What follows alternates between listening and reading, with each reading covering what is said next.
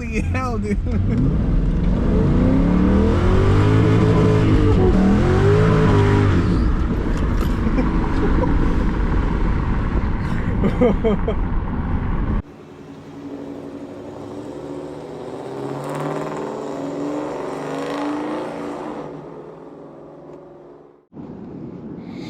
Question of the day. How is it driving a manual swapped 2003 Mercury Marauder? Well, I think we're gonna try and answer a little bit of that.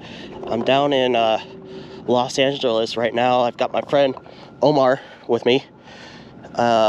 We're out literally in LA River, found a dry spot and parked out here, and we're gonna do a review on the car. I've had this car manual swapped for about a month now, and I've put about 3,500 miles on it. I got it on the road driving. I put 1 tank of gas in this thing, and I drove it straight down to Los Angeles from Portland with almost no problems. So it's been a pretty nice journey, but this is what we've got so far.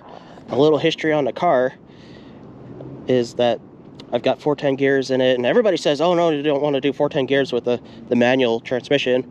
Honestly, this is a really good combination. I like it a lot. I don't think I would like it as much if it still had the original 355 gear ratio in it.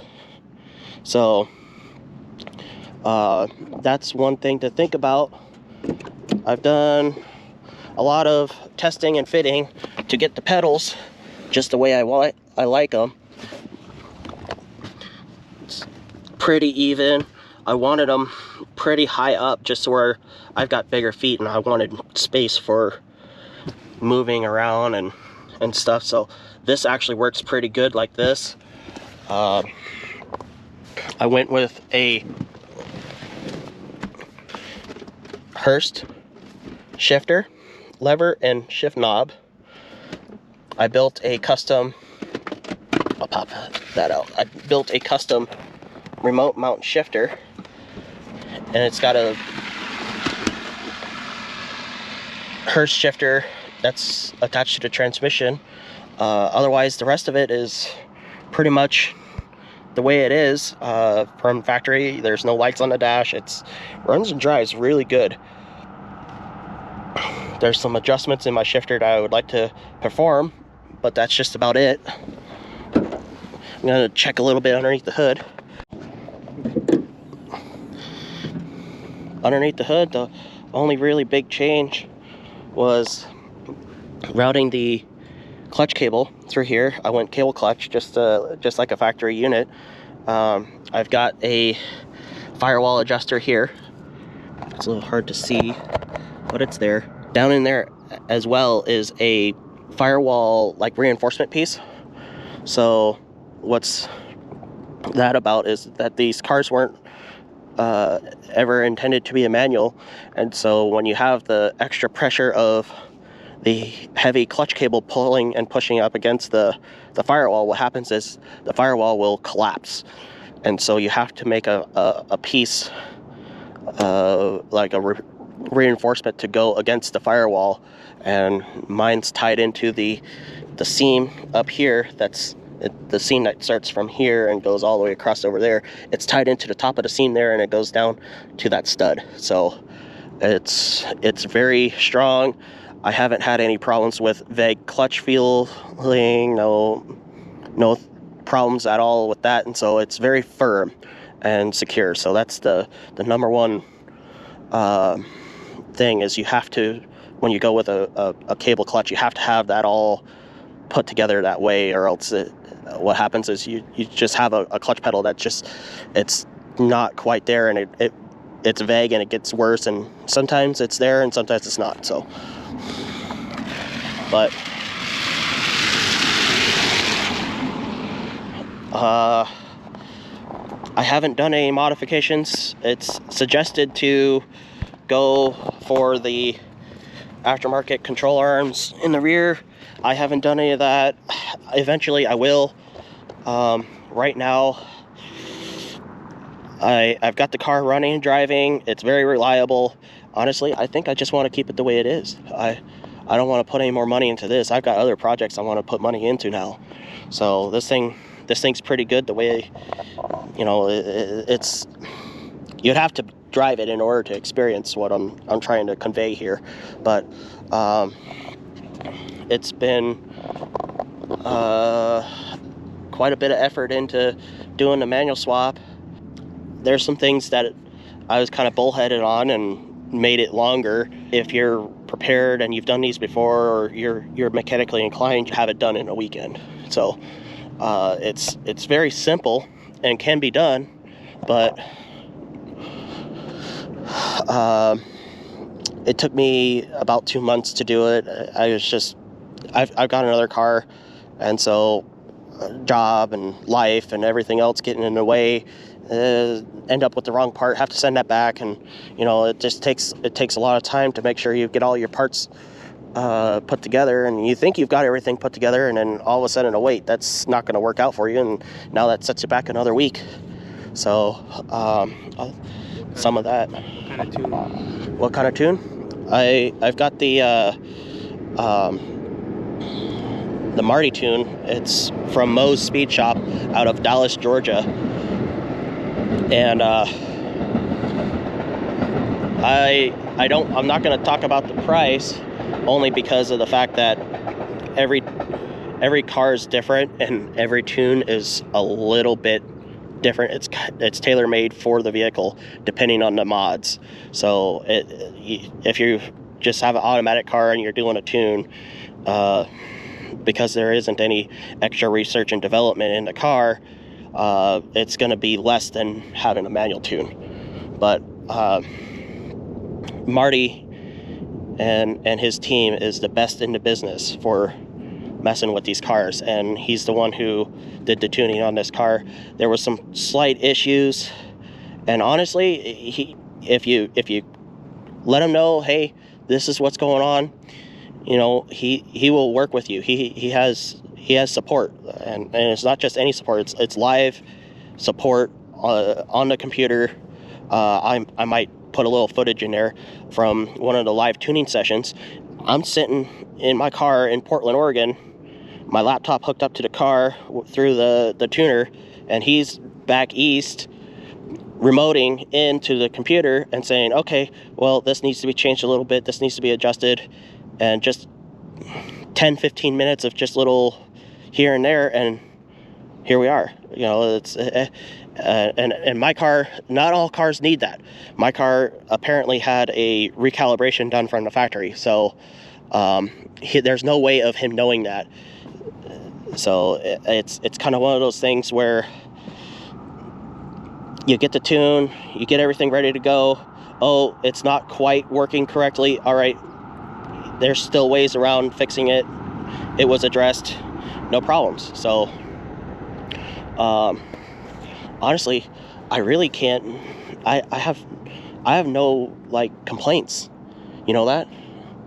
Yeah. What? Super fun car, and I could tell like with the manual swap, this thing is just a blast, man. You never got to drive it as automatic. You never even got to ride in it as automatic. It was really fun then too, but like, you know, I've had a couple people be like, "Oh, congratulations on making your car slower." Honestly, well, I don't care if it ended up slower, but honestly, if the butt dyno is fooled, if it's supposedly slower, and you know, so it's kind of one of those situations that it's these are numbers off the internet. The internet says that these cars are, or the manual transmission has this level of efficiency versus the automatic having a different level of efficiency. Well, turns out it's about 11% efficiency increase going to the TR3650 manual transmission over the 4R70W, which means that's about 33.2 horsepower increase or something like that. I did the numbers once, and that's not crank horsepower increase, because the engine makes, you know, 302 horsepower, but that 302 horsepower doesn't make it all to here. some of it gets lost in the transmission, the drivetrain, in the U-joints, and the differential. It all loses a little bit of that power.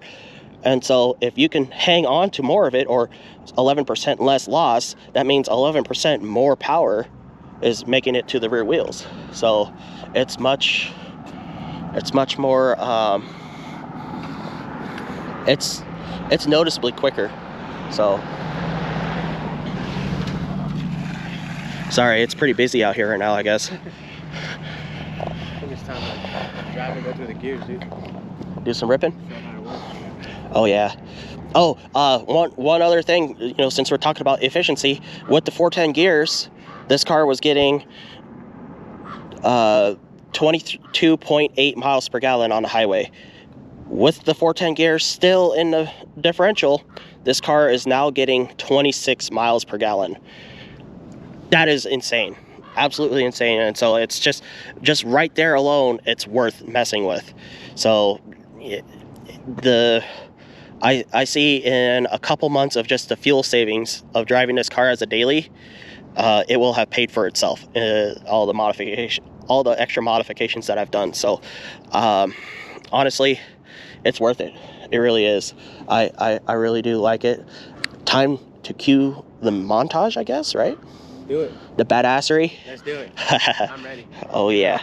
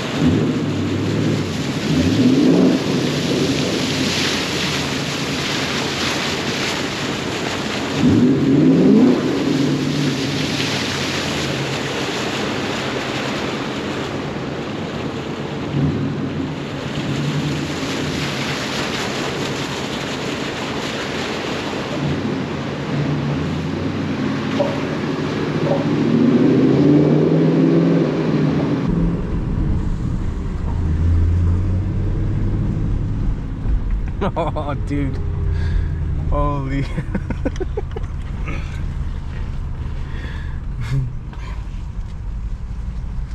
on, I gotta get. I think over there, dude. Hold on. Oh, right here? Someplace to stop. Sword. GoPro put it on back.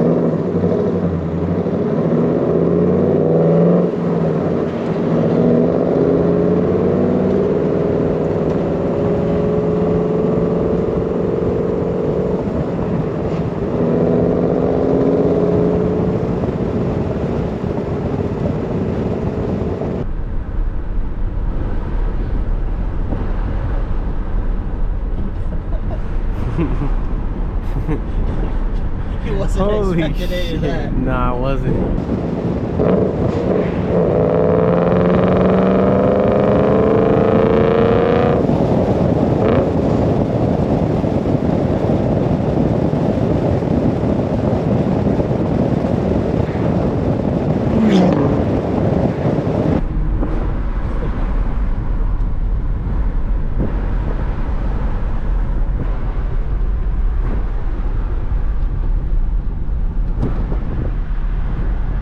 Go back and you try it? Nah, there's no way. There's no way, dude.